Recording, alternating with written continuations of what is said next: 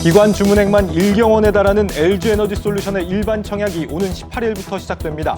KB증권의 배정 물량이 압도적으로 많기 때문에 비례 배정 물량을 노린다면 일단 KB 쪽으로 청약하는 것이 유리하다는 분석입니다. 공정거래위원회가 노선 축소 카드를 꺼내들면서 아시아나항공과의 합병을 앞둔 대한항공의 고심이 깊어지고 있습니다. 당초 기대했던 M&A 효과가 반감되는 상황에 놓이면서 경영 계획의 전면 수정이 불가피해졌습니다. 강력한 대출 규제와 금리 인상 여파로 지난달 가계대출 잔액이 처음 감소하는 등 영끌과 B2 열풍이 빠르게 식고 있습니다. 하지만 가계대출 성격이 짙은 개인 사업자 대출은 늘고 있어 대출 부실화의 또 다른 뇌관이 될 것이라는 우려가 나옵니다. 서울시가 신축과 구축 건물이 섞여 있어 개발이 어려운 저층 주거지에 새로운 정비 모델인 모아주택을 도입하기로 했습니다. 강북구 번동과 중랑구 면목동 일대를 시작으로 오는 2026년까지 3만 가구가 공급될 전망입니다. 여러분 안녕하십니까? 대한민국 대표 투자 뉴스 뉴스플러스 시작합니다. LG에너지솔루션이 다음 주 일반 투자자 청약에 들어갑니다. 기관 투자자 수요 예측 주문액만 1경 원이 넘으면서 흥행 기대감을 키우고 있습니다. 이번 청약에는 균등과 비례 배정부터 공모주 펀드까지 다양한 접근법이 있다고 합니다. 박찬휘 기자가 알아봤습니다. 오는 18일부터 이틀간 진행되는 LG에너지솔루션 일반 청약에 투자자들의 관심이 집중되고 있습니다. LG에너지솔루션의 청약을 맡은 증권사는 대표 주관을 맡은 KB증권을 비롯해 대신증권과 신한금융투자 등 7곳으로 투자자들은 청약에 앞서 계좌를 미리 개설해야 합니다. 비대면 계좌는 마감 전까지 개설이 가능한 증권사가 있지만 대면 개설은 청약 전날까지 개설해야 참여가 가능하기 때문에 공모 초보자들은 계좌 개설부터 꼼꼼히 챙겨야 합니다. 개인 청약 배정 물량은 전체 공모 주식의 25%에서 30%이며 25%를 기준으로 대표 주관사 487만여 주, 공동 주관사 243만여 주, 인수단이 22만여 주 각각 배정됩니다. 이 중 KB증권의 배정 물량이 압도적으로 많기 때문에 비례 배정 물량을 노린다면 일단 KB 쪽으로의 청약이 가장 유리할 수 있습니다. 하지만 물량이 많은 만큼 투자자가 더 몰릴 수 있어 경쟁률을 끝까지 따져볼 필요가 있습니다. 전문가들은 투자자들이 한 주라도 더 받기 위해 막판까지 극심한 눈치 싸움을 벌일 것으로 진단했습니다. 일반적으로 공모주 청약을 할 때 있어서 가장 중요한 것은 청약 경쟁률입니다. 이 청약 경쟁률은 증권사별로 청약 경쟁률이 따로 계산되기 때문에 가장 본인에게 유리한 청약 경쟁률들을 감안해서 청약하시면 좋을 것 같습니다. 배정 방식은 균등 50%, 비례 50%인데 균등 배정을 노린다면 청약 마지막 날까지 증권사별 청약 건수를 확인하고 경쟁률을 비교하는 것이 유리합니다. 청약 증거금에 비례해 공모주를 배분하는 비례 배정의 경우 고객 등급이 높으면 더 받을 수 있어 미리 확인해야 합니다. 비례 배정으로 투자하실 투자자분께서는 고객별로 청약에 따른 공모주 등급 감안하셔서 고객별로 해당 공모주 청약하는 증권사의 고객 등급이 여러 가지 기준으로 해서 산정이 됩니다. 그 산정 결과에 따라서 고객 등급이 좀 우수하면 비례 배정의 경우는 조금 더 가점을 받을 수 있기 때문에 이런 가운데 이번 공모의 경쟁률이 특히 높을 것으로 예상되면서 채권 투자와 공모주 청약을 병행하는 공모주 펀드로의 우회 투자도 고려해 볼 수 있습니다. 전문가들은 균등 배정으로 적은 수의 주식을 받게 되면 청약금에 여윳돈이 생기는데 이를 공모주 펀드에 투자한다면 추가 수익을 올릴 수 있다고 조언합니다. 이번 공모는 다수의 증권사가 진행하는 데다 공모 물량도 모두 달라 꼼꼼한 사전 점검이 필요합니다. 높은 경쟁률로 배정 주식 수가 극소수에 그칠 것으로 보여 일반 청약부터 공모주 펀드까지 자신에게 맞는 다양한 투자 전략을 세울 필요가 있습니다. 한국경제TV 박찬유입니다. 아시아나항공과의 기업결합 심사 보고서를 받아든 대한항공이 고민에 빠졌습니다. 두 회사가 인수합병을 하려면 비행기 이착륙 횟수를 뜻하는 슬롯과 운수권을 일부 반납해야 한다는 게 공정위 방침인데 이렇게 되면 당초 대한항공이 기대했던 M&A 효과가 반감될 수밖에 없기 때문입니다. 결국 대한항공은 경영 개선에 대한 전면 수정에 나섰습니다. 신선미 기자입니다. 노선 축소 등의 내용이 담긴 기업결합 심사 보고서를 받아든 대한항공이 별도 태스크포스를 꾸리고 대책 마련에 들어갔습니다. 당초 예상했던 아시아나항공과의 통합 효과가 반감되면서 경영계획 전면 수정이 불가피해졌기 때문입니다. 앞서 대한항공이 사내에 제출한 통합계획에 따르면 두 항공사의 슬롯과 운수권이 유지된다는 조건 아래 코로나19가 완전히 회복되면 연 3천억에서 4천억 원의 합병 시너지를 예상했습니다. 하지만 항공업계의 알짜 노선으로 불리는 파리, 바르셀로나 등 유럽연합 취항지 운수권이 축소되고 낮 시간대 슬롯을 반납하게 되면 시너지 효과는 반감됩니다. 두 항공사의 기단 운용 계획도 차질이 불가피해졌습니다. 국제선 노선 확대를 위해 보잉의 중대형 기종인 B787 등 200에서 300좌석 규모의 중대형기 위주로 기단을 재편하려던 대한항공과 상대적으로 항공기 리스 비중이 높은 아시아나항공 기단 운용계획 수정까지 더해져 부담이 커졌습니다. 공정위의 노선 축소 결정이 구조조정을 초래할 수 있다는 우려도 나옵니다. 당초 양사 간 M&A로 인한 인위적인 구조조정은 없을 것이라고 밝혔지만 운수권이나 슬롯이 제한되면서 비행기 운항 횟수가 줄어들고 유휴 인력이 늘 수밖에 없기 때문입니다. 인력 운용 계획도 수정해야 하는 상황에 놓이면서 10일 단행된 한진그룹의 정기 임원 인사에서 대한항공만 아시아나항공과의 기업결합 심사 이후로 연기됐습니다. 대한항공 측은 조건부 승인에 대한 구체적인 내용이 담긴 1000페이지 분량의 심사 보고서를 검토해 오는 21일까지 공정위에 의견서를 제출한다는 방침입니다. 예상보다 기업결합 심사에 시간이 걸리고 우려의 시선 또한 있는 것이 사실입니다. 하지만 대한민국 항공업계를 재편하고 항공 역사를 새로 쓰는 시대적 과업인 만큼 흔들리지 않고 나아갈 생각입니다. 공정위가 조건부 승인 결정을 내리더라도 통합성사를 위해선 7개 해외 경쟁 당국의 승인이 필요합니다. 최근 엄격해지고 있는 미국과 유럽연합 경쟁 당국의 기업결합 심사 추세를 고려할 때 한국 공정위보다 더 까다로운 조건이 제시될 가능성이 크다는 분석이 나옵니다. 실제로 EU 경쟁 당국은 지난해 캐나다 132 항공사의 합병과 스페인 132 항공사 합병을 불허한 바 있습니다. 한국경제TV 신선미입니다. 국내 화장품 업계가 실적 부진으로 고전하고 있습니다. 중국 보따리상 유치를 위한 수수료 경쟁이 과열되고 있는 데다 애국 소비 열풍까지 겹치면서 설 자리가 사라진 겁니다. 하는 수 없이 북미나 동남아 같은 새로운 지역에서 활로를 찾아 나선 상태지만 과거의 영광을 되찾기는 쉽지 않아 보입니다. 김예원 기자입니다. 코로나19 영향으로 직격탄을 맞은 국내 화장품업계의 한숨이 깊어지고 있습니다. 코로나 팬데믹이 장기화된 데다가 사상 최대 매출을 견인했던 중국 시장까지 보수적으로 변하면서 매출에 타격을 받았기 때문입니다.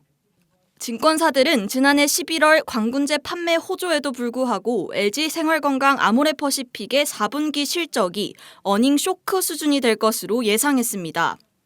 코로나 확산으로 인한 중국 내 봉쇄 정책이 길어져 소비 부진이 지속되는 만큼 면세점과 중국에만 의존하는 기존 유통 전략은 효력을 다했다는 지적입니다. 이에 관련 업계는 올해 과도한 중국 의존도를 낮추기 위해 다른 지역으로 포트폴리오를 확대하는 모습입니다. 지난 2019년부터 북미 사업의 교두보를 확보한 LG생활건강은 올해 북미 사업에 주력한다는 계획입니다. LG생활건강은 2019년 더 에이본 컴퍼니를 인수한 뒤에 기존 포트폴리오를 프리미엄 제품으로 재편성하고 현지 시장에 적합한 한국의 차별화된 제품을 선보여 왔습니다. 이를 바탕으로 향후 글로벌 최대 뷰티 시장인 북미 시장 공략을 지속 강화할 계획입니다.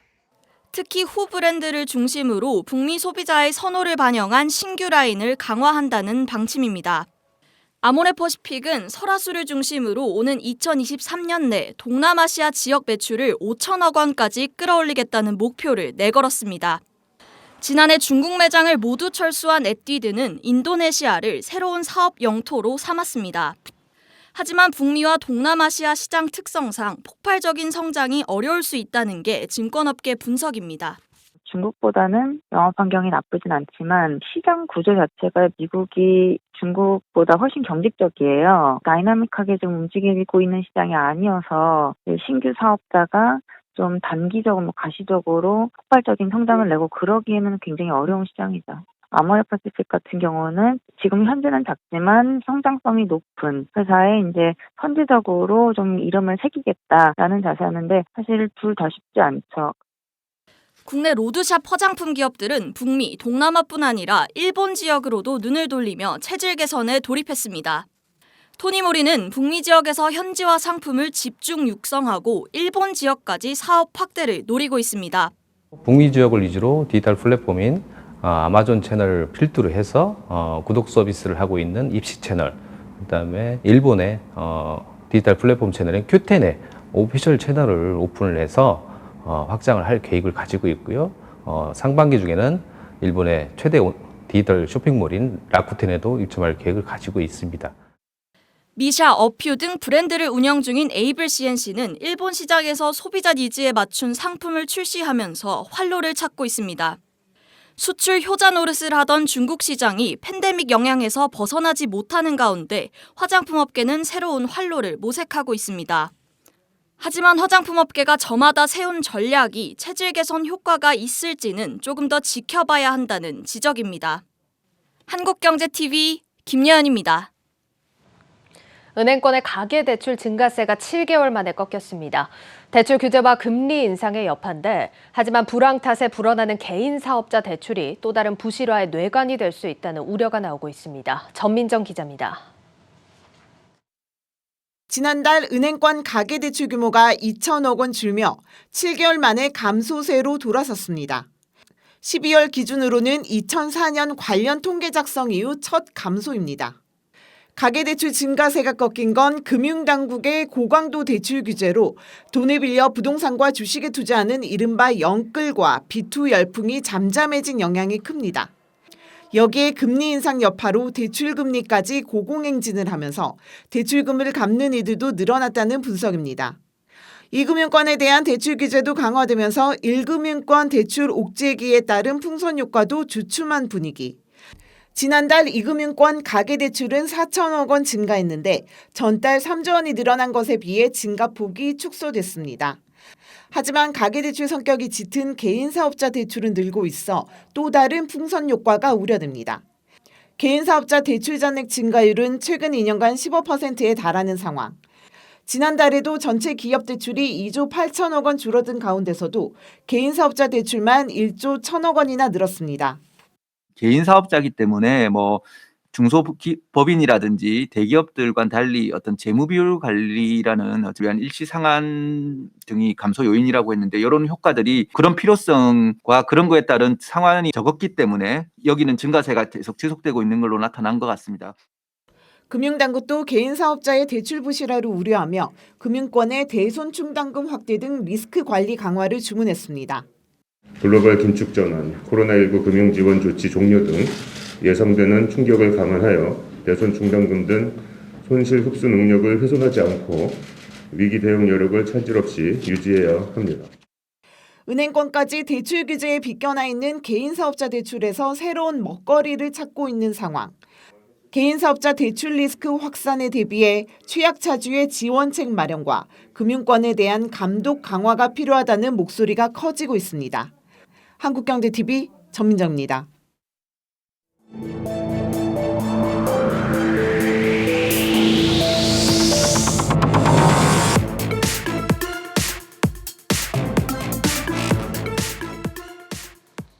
세계 최대 제약바이오 행사 JP모건 헬스케어 컨퍼런스에서 우리 바이오 기업들이 야심찬 사업 계획을 발표했습니다. 삼성과 SK는 성장세가 가파른 위탁 생산 시장을 집중 공략해 연매출을 2조 원 이상으로 늘리겠다고 밝혔습니다. 정재용 기자입니다.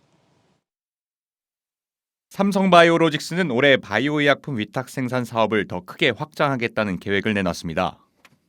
인천 송도에 건설 중인 4공장이 연내 부분 가동에 들어가고 추가로 5공장 건립 일정도 앞당겨 올해 안에 착공됩니다.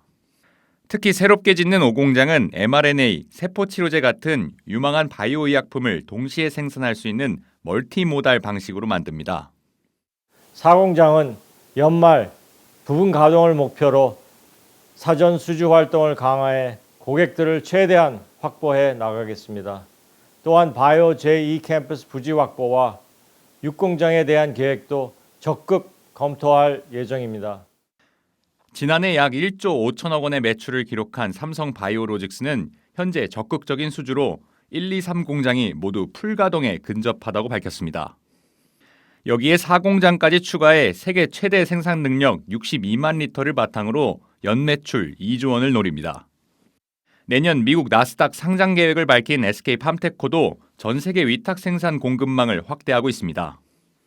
지난해 프랑스 이포스케시에 투자한 데 이어 올해 미국 유전자 세포 치료제 CMO 회사인 CBM에 약 4,200억 원을 투자했습니다. 이에 따라 SK팜테코는 현재 미국과 유럽, 아시아의 8곳의 사업장과 5곳의 R&D 센터를 보유하게 됐습니다. SK는 특유의 공격적인 M&A 전략으로 투자를 더 확대할 계획입니다. 현재 약 9천억 원인 매출을 2025년까지 2조 4천억 원까지 키울 생각입니다. 코로나19 팬데믹으로 백신 등 바이오의약품 수요가 증가하면서 글로벌 전초기지를 부상했던 국내 대형 바이오텍들이 글로벌 투자자들에게 한 단계 더 도약하는 한 해가 되겠다고 다짐했습니다. 한국경제TV 정재홍입니다. 어제 ABL 바이오가 1조 3천억 원 규모 기술 이전 계약을 체결하면서 크게 주목을 받았죠. 이 국내 제약 바이오 기업들에게 JP모건 컨퍼런스가 얼마나 큰 기회로 작용하는지 알 수 있는 대목입니다. 이 외에도 기대되는 발표들 조금 더 알아보겠습니다. 성장기업부 신동호 기자 나와 있습니다. 신 기자, 네. 올해 이 컨퍼런스에서 국내 기업들 활약이 좀 어떻습니까? 일단 오늘 새벽이었죠. 이 국내 제약 바이오 기업들의 이제 대거 발표가 이어졌습니다. 이 JP모건 헬스케어 컨퍼런스 하면은 크게 이제 세 가지 트랙으로 나뉘거든요. 예. 이 메인 트랙과 신흥 시장을 담당하는 이제 아시아 태평양 트랙, 그다음에 뭐 프라이빗 트랙 이렇게 크게 이제 세 가지로 나뉘는데 뭐 말씀드렸다시피 지금 삼성바이오로직스 같은 경우에는 이제 메인 트랙에서 이제 6년 연속 이제 초청을 받으면서 됐고 이제 프라이빗 트랙에서는 아까 리포트에서도 봤듯이 이제 SK팜테코라는 기업이 발표를 했고요. 네. 이제 네 가지 이외의 기업들이 이제 발표를 했다. 뭐 이렇게 말씀드릴 수 있을 것 같습니다. 삼성과 SK는 알아봤고 이머징 트랙에서 발표한 이 4개 기업은 어디입니까? 보통 이제 이 이머징 트랙이라고 하면은 신흥국에서 이제 성장 중이거나 최신 기술로 이제 좀 관심을 받고 있는 기업들이 이제 이머징 트랙에서 발표를 하는데요. 네. 크게 살펴보면은 이제 한미약품과 뭐 LG화학, HK이노엔 이라고 설명을 할 수 있을 것 같고요. 예. 가장 먼저 이제 한미약품을 좀 눈여겨볼 필요가 있을 것 같아요. 지난 2015년이었죠. 5조 원 넘게 규모의 이제 기술 수출을 달성을 하면서 우리나라 제약 바이오사의 한 획을 크게 그으면서 이제 화제가 됐던 이 한미약품. 올해도 때문에 한미약품에 대한 관심이 높은 상황입니다. 이 한미약품은 올해 미국 FDA에서 이제 호중구 감소증 치료 바이오 신약인 이제 놀론티스와 항암 혁신 신약 포지오티닙 2개의 이제 신약 허가가 기대가 됩니다. 특히 이번 발표에서 한미약품은 이제 혈액암과 이 고형암의 새 표적 항암 신약으로 개발 중인 물질 이 이중저해제 임상 전략도 이제 처음 소개를 했는데요. 한미약품이 이거에 대해서 이제 올해 상반기 임상 일상 신청을 계획 중이며 올해 이제 용량 증량이나 확장 임상까지 계획 중에 있다고 합니다. 또 시장의 또 다른 관심이죠. 자체 R&D 역량을 기반으로 이제 독자적 mRNA 플랫폼을 개발한 것을 공개를 했는데요. 여기서 이제 코로나19 백신뿐만이 아니라 뭐 대사성 질환이라든지 항암, 뭐 심혈관 질환, 뭐 효소 대체 요법 등 분야에 이 mRNA 플랫폼을 적용을 추진하고 있다고 설명했습니다. 다음은 이제 LG화학인데 네. 이 LG에너지 솔루션의 상장을 앞둔 그 LG화학이죠? 그렇죠. 근데 LG화학 중에서도 이제 생명공학을 담당하고 있는 이제 부분이라고 설명을 드릴 수 있을 것 같고요. 이제 LG화학은 신약 글로벌 임상 개발을 한층 더 가속화하기로 했습니다. 올해는 이제 자체 통풍 신약 물질이라고 해서 티글릭소스타트의 이제 미국과 중국이 임상 3상 진입 등 글로벌 임상 과제의 진척이 본격화 가속화되고 있고요. 임상 단계 진입 R&D 성과들이 이제 연이어 나오게 될 것으로 이제 기대하고 있습니다. 이외에도 LG화학은 이제 항암 영역에서 특화된 글로벌 제약사로 도약을 하기 위해 항암 파이프라인 확대와 이제 뭐 혁신적인 세포 치료제 플랫폼 기술 구축 고도화에 이제 힘쓴다는 계획을 발표를 했고요. 연내 다발성 골수증이라든지 이제 비알코올성 지방간염, 뭐 당뇨 치료제 등 신약 등이 이제 본격적으로 임상 단계에 진입할 것으로 예상이 되고 있습니다. 한미약품과 LG화학 그리고 나머지 두 곳은 어디입니까? 예, HK이노행과 뭐 진단 키트로 유명했었죠. 이제 시젠을 설명해 드리려고 하는데요. 이제 위식도 역류 질환 신약을 개발한 HK이노행, 뭐 K캡이라고 혹시 들어보셨을 겁니다. 이 K캡 국산 신약을 개발한 이 K캡을 가지고 이번에도 발표를 했는데요. 오는 2030년까지 누적 매출을 2조 원 달성을 해서 이 글로벌 블록버스터 신약으로 만들겠다고 포부를 밝혔고요. 예. 방금 말씀드린 코로나 진단 키트로 시장에 관심을 받은 시제는 이 기존의 단순 분산 진단 기업이 아니라 이 분산 진단 플랫폼 기업으로 도약하겠다는 포부를 밝혔는데요. 이 플랫폼이라는 것이 이 기존의 이 분자 진단이 아날로그 형식이었다면은 이제 이거를 뭐 누구나 이제 사용할 수 있도록 이 시젠의 이 기술을 사용할 수 있도록 하나의 이제 플랫폼을 만들어서 이 플랫폼 분자 진단 기업으로 도약하겠다는 이 포부를 밝혔습니다. 또 이제 발표에 참여하지는 않았지만요.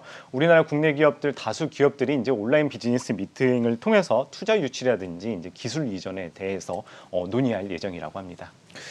이 ABL 바이오 같은 경우도 이 미팅에서 비즈니스 미팅에서 성사가 된 거라고요? 그렇죠. 이 엊그저께 이제 뭐 깜짝 발표를 했죠. 네. 1조 3천억 원 규모의 이제 기술 수출을 올리면서 발표가 굳이 아니더라도 이렇게 미팅에서 성사가 그쵸. 될 수 있다는 네. 거군요. 눈여겨봐야 될 것 같고. 네, 맞습니다. 지금 우리 제약 바이오 업계에게는 지난해에는 그야말로 이제 최고의 한 해였습니다. 뭐 13조 원이 넘는 이제 사상 최고 수준의 기술 수출을 달성을 했는데 올해는 좀 어떻게 전망이 됩니까?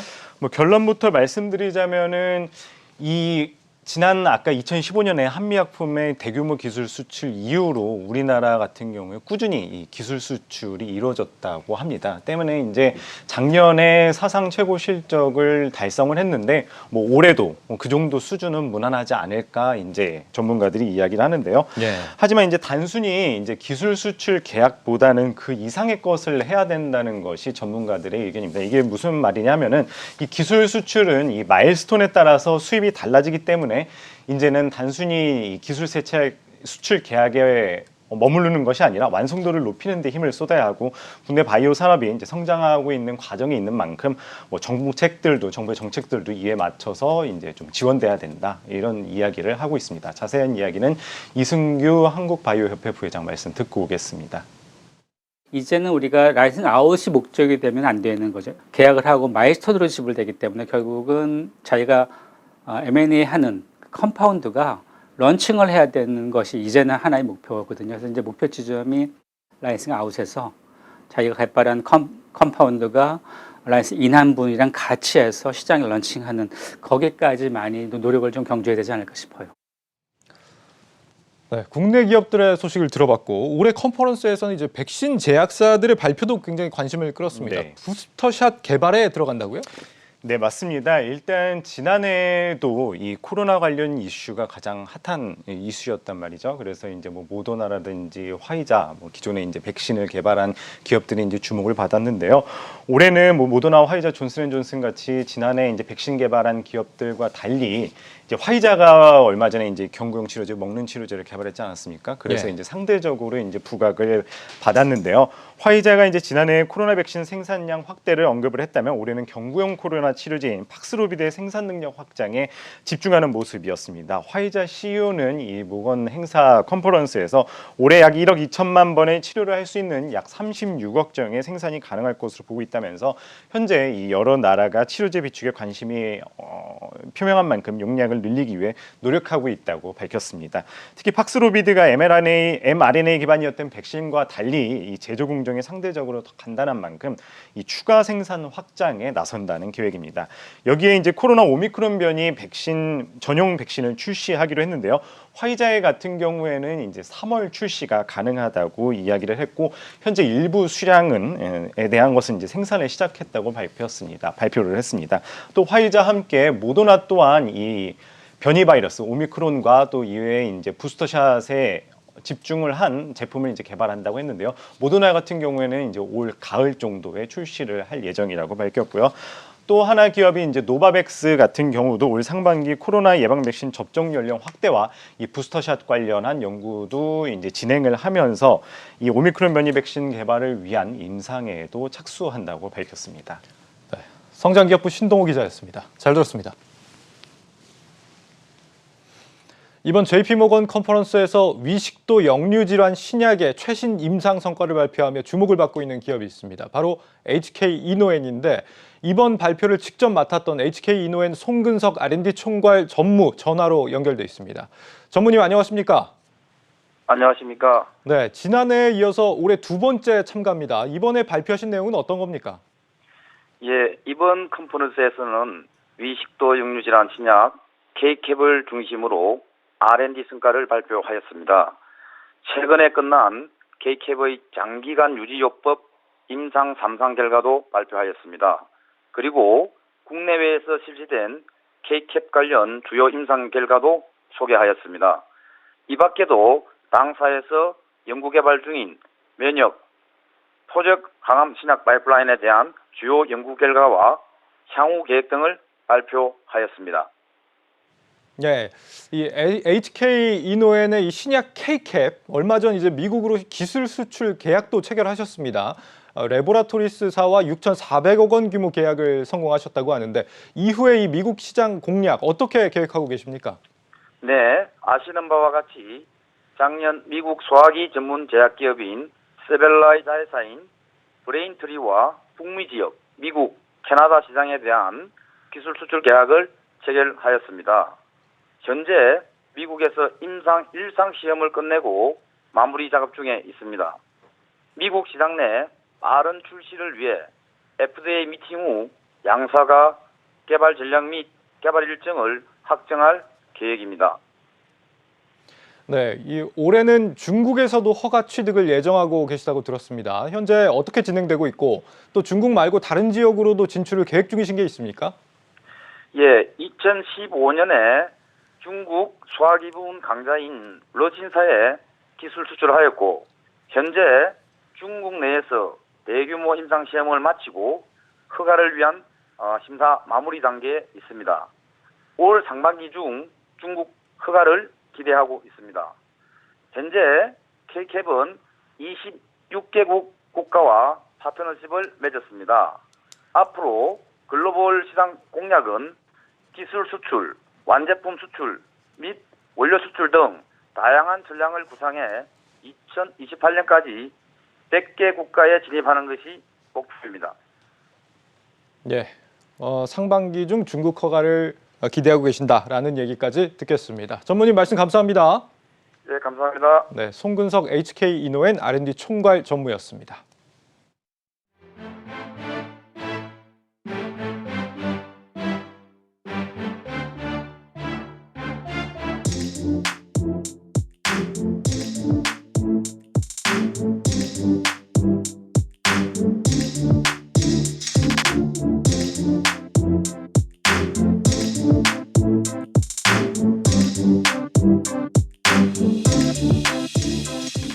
닫히는 것도 그렇고 여는 것도 그렇고 다 버튼 하나로 작동이 됩니다. 그러니까 오너 드라이빙의 어떤 재미를 뛰어넘는 그런 편리한 요소들이 굉장히 곳곳에 많이 심어져 있다라는 점을 알 수가 있습니다.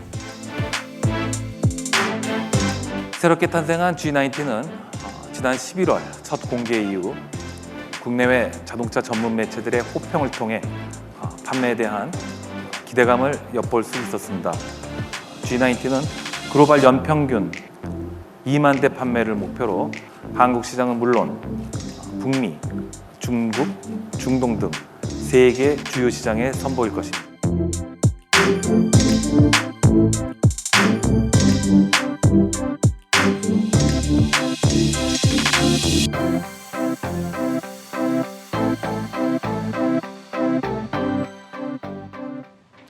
정부가 지난해 당초 전망치보다 많게는 30조 원 가까이 세수를 더 거둔 것으로 드러났습니다. 지난 연말에도 세수가 더 거쳤다며 한 차례 전망치를 수정한 바 있지만 또 틀린 겁니다. 이런 상황에서 3월 대선 이후 기획재정부 해체 목소리가 더 거세질 전망입니다. 보도에 한창률 기자입니다.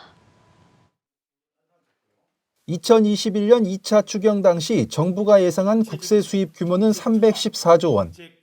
지난해 11월까지 들어온 국세 수입만 323조 원에 달해 이미 정부가 예상한 국세 수입 규모를 뛰어넘었습니다. 국세 수입은 주로 경기 회복세의 영향으로 법인세, 부가치세, 소득세 중심으로 증가하여 323.4조 원을 기록하였습니다. 추경 예산 314조 원 대비 9조 원 증가한 수준으로 진도율은 102.9%입니다. 정부도 국세 수입이 예상치보다 많이 들어올 것으로 예상하며 2달 전에 19조 원대의 초과 세수가 발생할 것으로 예측한 바 있습니다. 하지만 이런 기재부의 전망은 또다시 빗나갔습니다. 기재부는 12월 달에 국세 수입 규모가 2020년에 들어왔던 17조 7천억 원보다 소폭 증가할 것이라고 밝혔습니다. 결국 12월 세입 규모를 예상해보면 지난해 전체 초과세수 규모는 30조 원에 육박하게 됩니다. 이렇게 세수 추계가 계속해서 빗나가면서 나라 살림을 책임지는 기재부 역할에 대한 비판은 더욱 거세질 전망입니다.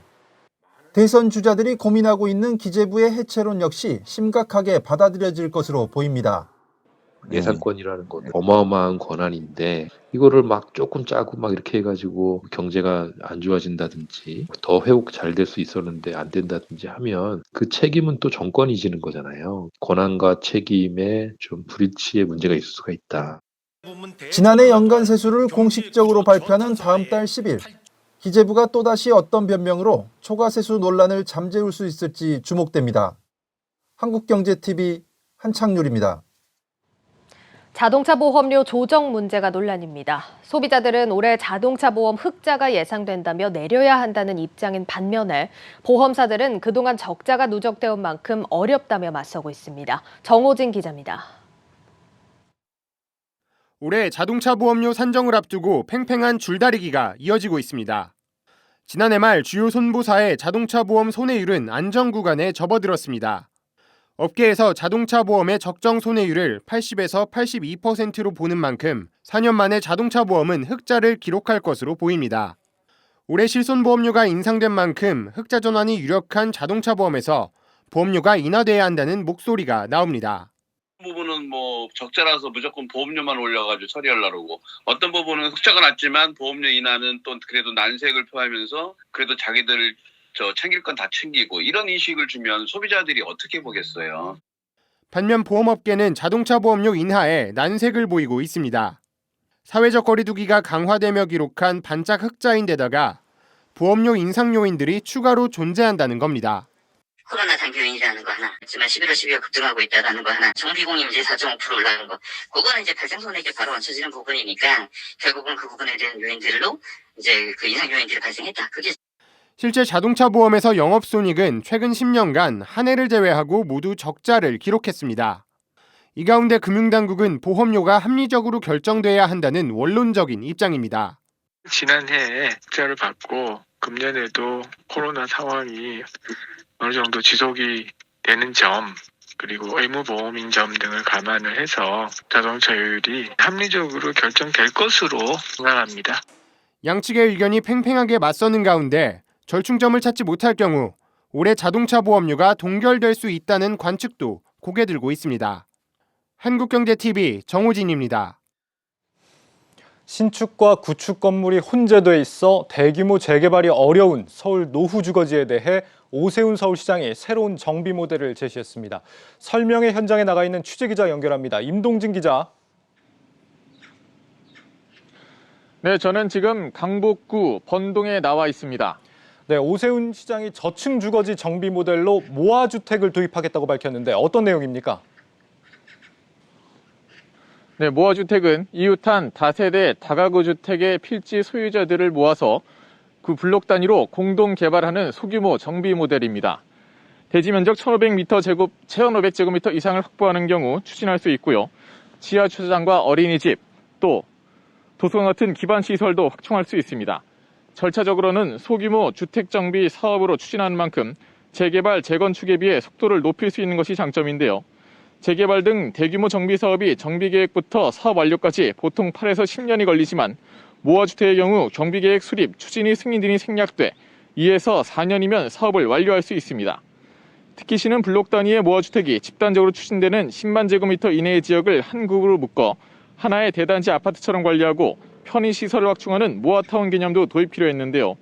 시는 모아타운으로 지정되면 대상지 최고 층수를 10층에서 15층까지 완화하고 필요시 용도 지역도 상향해 주기로 했습니다. 모아타운의 경우 시 예산 등으로 최대 375억 원까지 지원해 지역에 필요한 도로와 주차장, 공원 등을 조성할 수 있습니다. 잠시 오세훈 시장의 말을 들어보겠습니다.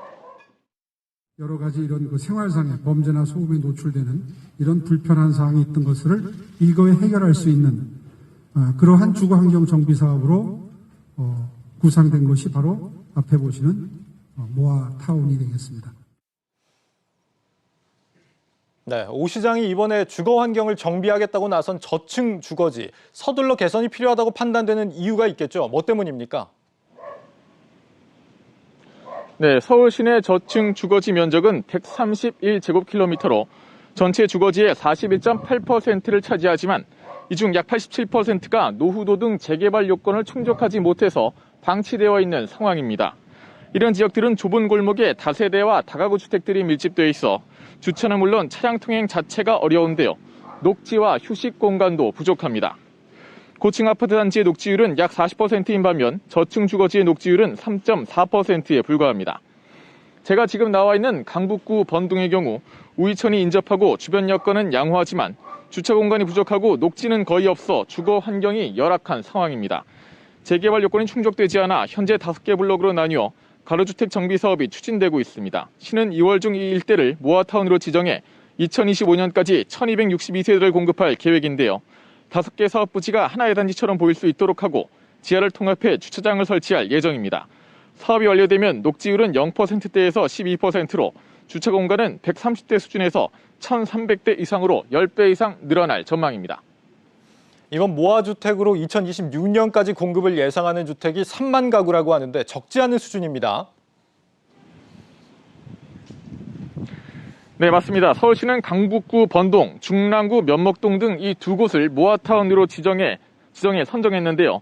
2025년까지 이 두 곳에 2,404가구를 공급한다는 계획입니다. 또한 올해부터 매년 자치구 공모와 주민 제안을 통해 매년 20곳씩 5년간 모아타운 총 100개소를 지정해 2026년까지 3만 가구를 공급한다는 계획입니다. 서울시는 지난해 말 선정한 신속통합기획 재개발 사업지 21곳을 통해 2만 5천 가구, 매년 비슷한 규모로 사업을 추진해 5년간 13만 가구 내외 공급 기반을 마련할 수 있을 것으로 기대하고 있는데요. 여기에 신속통합기획 재건축까지 합치면 오세훈 시장이 재선에 성공할 경우 임기 동안 20만 가구 이상을 공급할 수 있을 것으로 관측됩니다. 앞서 오세훈 시장은 2025년까지 재개발 재건축을 통해 24만 가구를 서울시에 공급한다고 밝혔는데요. 이번 추가 대책으로 인해 서울시 정비 사업에 활력이 붙을 것으로 전망됩니다. 지금까지 강북구 번동에서 한국경제TV 임동진입니다. 증권업계가 몸집 줄이기에 열을 올리고 있습니다. 최근 역대급 실적 속에서도 지점과 인력을 대거 축소하고 나섰는데 코로나 불확실성과 비대면 기술 도입이 원인으로 지목됩니다. 박승원 기자입니다. 최근 희망퇴직에 나선 미래에셋증권. 지난 2018년 이후 3년 만에 단행했는데 지난 10일까지 접수를 받은 이번 희망퇴직에 적지 않은 직원들이 신청한 것으로 알려졌습니다. 앞서 지난해 말 희망퇴직을 진행한 하나금융투자의 경우 28명의 퇴직자를 최종 선정했고 하이투자증권 역시 50대 중반 이상의 임직원을 대상으로 희망퇴직을 실시했습니다. 다만 이전의 칼바람 구조조정과 달리 이번 희망퇴직은 직원들의 요청으로 이뤄졌다는 게 이들 회사 측의 설명입니다. 문제는 이 같은 감원바람이 전체 증권사로 확산될 수 있다는 데 있습니다. 국내 증권사 최초로 연간 영업이익 1조 원 시대를 열은 미래에셋증권이 희망퇴직에 나서면서 희망퇴직을 주저했던 다른 증권사들도 움직임을 보일 수 있다는 설명입니다. 여기에 이미 새해 들어서도 지점 통폐합이 지속되고 있는데 이 과정에서 원격지 발령이나 직무 변경 등 비자발적 퇴사도 함께 부추길 수 있다는 지적입니다. 실제 삼성증권은 지난해 말 6개의 지점을 추가로 통폐합했습니다. 지난 2020년 말 63개였던 지점이 2년여 만에 44개로 줄었는데 비율로 보면 30%나 축소했습니다. 한국투자증권 역시 지난해 말 5개의 지점을 통폐합했고 NH투자증권 역시 1개의 지점을 다른 지점과 합쳤습니다. 지난해 3분기 증권업계는 전분기보다 10% 이상 당기순이익을 늘렸지만 지점 통폐합 추세는 여전히 이어지고 있는 겁니다. 증권업계 전체로 보면 지난 2020년 12월 말 929개였던 국내 증권사 지점은 지속적으로 줄어 지난해 9월 말 현재 895개로 감소했습니다.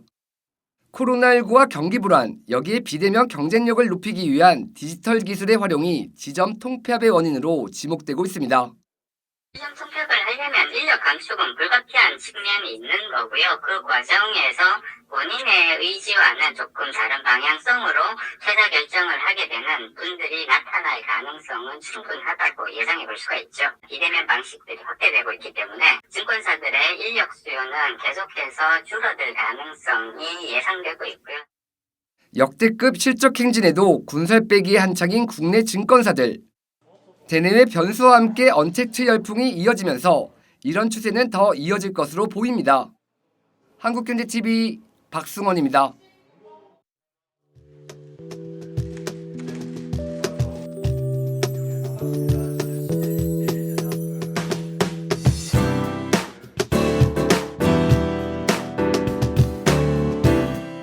우리가 세계 시장에 공급자가 되는지 수요자가 되는지에 따라서 국가 명운이 크게 엇갈릴 것인데 글로벌 기업과 경쟁에서 불리한 적용이 좀 없도록 공정거래 정치에서 탄력적인 운영을 바라는 목소리도 많이 있습니다.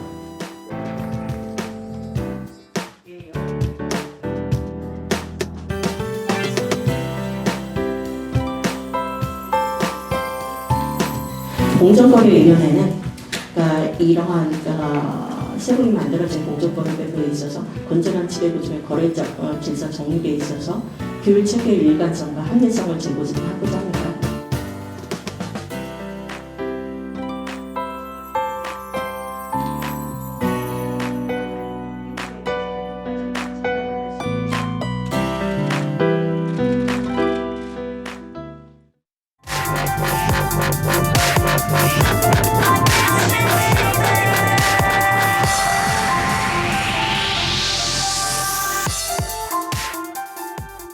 네, 글로벌 ETF 가이드 시간입니다. 글로벌 콘텐츠부 오민지 기자와 함께 하겠습니다. 예, 여기서 오늘 어떤 상품 소개해 주시나요? 네, 다음 주에 이 LG 에너지 솔루션이 IPO를 앞두고 있으면서 우리 증시에는 배터리 산업이 좀 주목을 받았습니다. 이 미래 전기차 산업의 핵심으로 분류되는 리튬 배터리에 특화한 ETF가 오늘의 주인공인데요. 오늘 만나볼 ETF는 글로벌 X 리튬 앤 배터리 테크 ETF, 티커명으로는 LIT입니다. 예, 뭐 최근 또 특히나 오늘 더 관심이 많이 가는 섹터일 것 같은데 어떤 상품입니까? 먼저 운용사 정보부터 좀 알려드리면요. 예. 이 운용사인 글로벌 X는 2008년에 설립된 미국의 테마형 ETF 전문 운용사입니다. 이 업계 최초로 테마형 ETF 분류를 시작한 곳이기도 한데요. 테마형 ETF 시장에서는 15년 전통의 원조다 이렇게 보기도 합니다. 현재는 미국과 일본, 홍콩, 콜롬비아 등에서 ETF를 출시해서 운용하고 있고요. 운용하고 있는 ETF 총 90개 정도 되고 있고 작년 10월을 기준으로 400억 달러, 한화로 하면 47조 5천억 원 정도를 운용하고 있습니다. 지난 2018년 7월에 미래에셋 금융그룹에 인수가 됐고 현재는 미래에셋 자산운용의 자회사입니다. 그러면 미래에셋 자산운용에서 운용을 하기도 하는 겁니까? 운용은 글로벌 X사에서 맡아서 하고 있습니다. 예. 다음으로 LIT의 주요 정보를 좀 보시면요. LIT는 2010년에 상장되고 운용된 지 11년이 넘었습니다. 이 보수는 0.75% 비교적 높은 편이고요. 운용 규모는 53.4억 달러. 이 운용 규모로 봤을 때는 글로벌 X에서 운용하고 있는 90개 상품 중에서 세 번째로 큰 상품입니다. 그러면은 산업 얘기로 한번 들어가 볼 텐데 이 리튬이 배터리 재료로 쓰인다는 건 많이들 알고 계실 겁니다. 정확히 어떤 강점이 있는 겁니까? 네, 이 리튬은 세상에서 가장 가벼운 금속입니다. 그래서 말씀하신 것처럼 2차 전지에서 가장 중요한 재료 중에 하나인데요. 전기차를 만들기 위해서는 2차 전지가 필요하고요. 2차 전지를 만들기 위해서는 이 리튬이 중요한 재료가 됩니다. 2차 전지는 다른 말로 리튬 이온 전지라고도 하는데요. 작고 가벼운 특징이 있습니다. 같은 무게더라도 다른 유형의 배터리보다 에너지 밀도가 높다. 즉 더 많은 에너지를 담을 수 있기 때문에 다른 알칼리 금속 배터리보다 더 선호되는 경향도 있습니다. 리튬 배터리 산업에 투자를 하는 상품인데 이게 사실 원자재부터 가공 단계까지 있다 보니까 프로세스가 짧진 않을 것 같거든요. 네, 어떤 맞습니다. 식으로 투자가 되는 겁니까? 그래서 전반적으로 리튬의 밸류 체인에 주목해서 투자가 이루어집니다. 말씀하신 것처럼 원자재다 보니까 리튬 배터리가 앞으로 또 전기차, 또 다른 휴대폰 등에 사용되는 부품으로 발전하기 위해서 이 프로세스가 전반적으로 필요한데요. 보시면 이렇게 5가지의 프로세스가 있습니다. 채굴과 가공, 생산, 제조, 적용까지 이렇게 순서로 적용이 되고요. 채굴은 말 그대로 리튬 원자재를 생산하는 기업을 말합니다. 이 리튬 생산은 칠레와 호주가 세계에서 가장 많이 생산하고 있는 국가들이고요. 이 리튬 수요가 꾸준히 늘면서 가격도 많이 상승했고 이 기업들의 이익도 크게 늘고 있는 추세입니다. 네, 첫 번째 단계는 채굴이었고 다음 단계가 가공인데 여기 프로세스도 한번 짚어보죠. 이 프로세스의 특징은 상대적으로 시간이 좀 적게 들고요. 비용도 적기 때문에 중소기업들이 많이 담당을 하고 있습니다. 또 특징적인 것을 국가적으로 좀 한번 보시면요. 이런 채굴이 칠레와 호주에서 좀 많이 된다고 말씀드렸잖아요. 이 이후는 중국이 크게 의존적으로 좀 담당하고 있습니다. 보시면 국가별 비중에서 45.29%를 중국이 차지하고 있고 2위인 미국보다도 2배가 넘게 더 많습니다. 이런 점에서 중국이 좀 의존적으로 많이 가지고 있는 구조다라는 걸 확인할 수 있겠습니다. 그러면 실제로 이제 투자를 하는 기업도 중국 기업들이 많겠어요? 네, 보유 종목으로 한번 넘어가서 보면요. 상위 15위 종목 중에서 중국 기업이 압도적으로 많습니다. 무려 7개고요. 미국과 일본, 우리나라가 각각 2개씩 들어가 있습니다. 이 보유 종목을 보면은 중국의 비중이 높다라는 점도 있는데요. 또 한 가지 특징적인 점이 원자재 채굴 산업이 집중적이다라는 겁니다. 섹터별로 제가 분류를 해보니까 44.9% 이것도 역시나 굉장히 의존적으로 좀 많이 나와 있는 부분이죠. 원자재 생산 비중이 높다. 이건 어떤 의미일까요? 이 원자재 채굴을 하는 기업이 많다라는 뜻인데요. 이 채굴 기업의 특징은 리튬의 가격에 따라서 예민하게 영업이익이 반응한다는 겁니다. 리튬 가격이 많이 오르내리면 이 기업들의 이익도 많이 오르내린다는 건데요. 최근에는 이 리튬 공급이 원활하지 않아서 리튬 가격이 많이 올랐습니다. 작년 1월만 해도 킬로그램당 50위안 정도였는데요. 이번 주 초에는 킬로그램당 29.5위안까지 오르면서 1년 동안 6배 가까이 올랐습니다. 이렇게 채굴 기업의 이익이 많이 개선됐지만요. 문제는 가격이 하락할 때겠죠. 그렇죠. 올라갈 땐 당연히 좋지만 문제는 반대의 상황인 것 같습니다. 리튬 가격이 어떻게 될지도 궁금해하시는 분들 많을 것 같은데 떨어질까요? 아니면 더 올라갈까요? 다행히도 아직은 뭐 리튬 가격이 떨어질 것이다, 급락할 것이다 이렇게 보지는 않습니다. 이 수급이 안정화되면서 기업들의 주가가 영향을 받을 수 있는 부분도 있겠지만요. 현재는 수급 안정화 지수를 봤을 때 수급 불안 상황입니다. 이런 점에서 수급도 안정적이지 않고요. 또 한 가지는 리튬을 대체할 수 있는 자원이 없다라는 점에서도 가격은 계속해서 좀 오를 것이다. 이렇게 보는 게 시장의 지금 주요한 관점입니다. 아까 뭐 짧게 이제 예측을 해보긴 했지만 리튬 가격이 6배 상승을 한 거 보니까 LIT 이 상품 주가도 좋았을 것 같은데요. 네, 지난해 말에 잠깐 조정이 있기는 했지만요. 2020년 이후부터 상승세를 계속 보이고 있습니다. 작년 11월을 기준으로 보면 연초 대비해서 50%나 상승을 했는데요. 지난해 서학개미들이 많이 찾은 ETF이기도 합니다. 이 한국예탁결제원에 따르면 작년에 서학개미들이 매수한 ETF 순위 6위를 차지할 정도였습니다. 뭐 지난해 성적도 좋고 리튬 가격도 한동안 오를 거다라는 전망들 나오고 있습니다. 뭐 전기차 시장도 이제부터 성장이 시작되니까 리튬 수요도 당연히 많아질 거라는 점도 참고를 해보시면 좋을 것 같습니다. 오늘 여기까지 듣도록 하겠습니다. 글로벌 콘텐츠부 오민지 기자였습니다. 잘 들었습니다.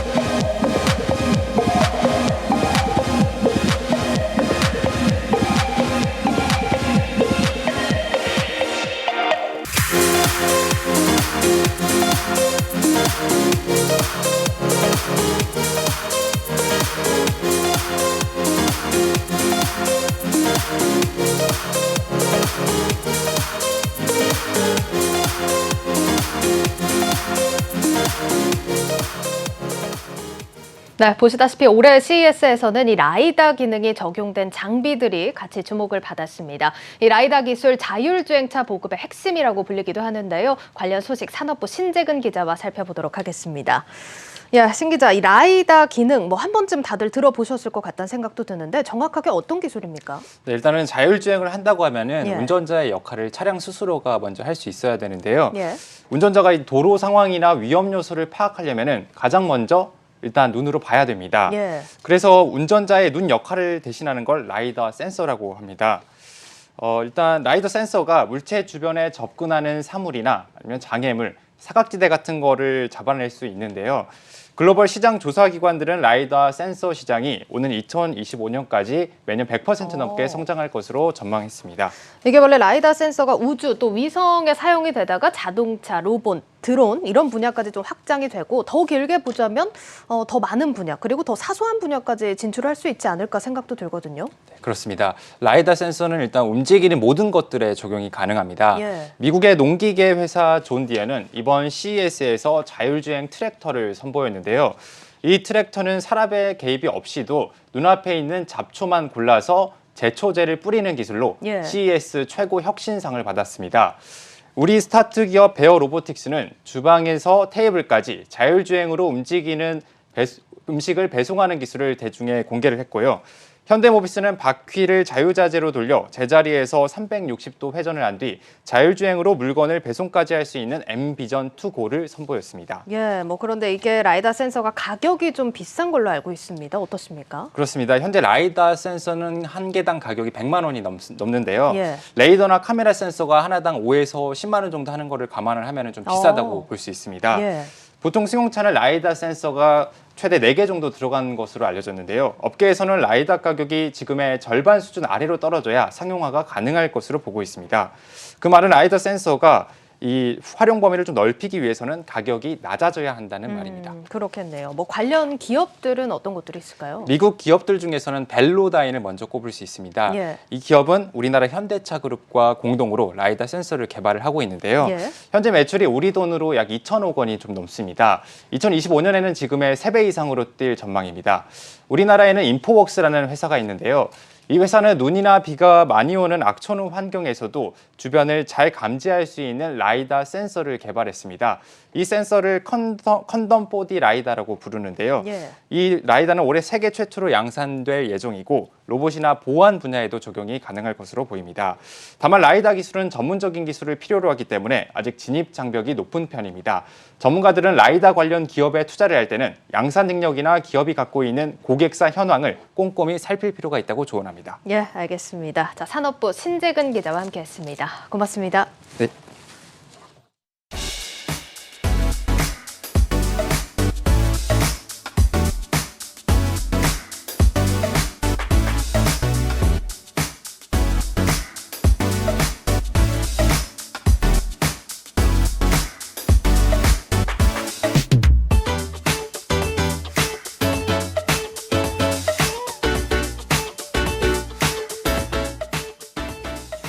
뉴스 플러스를 마치겠습니다. 여러분 고맙습니다.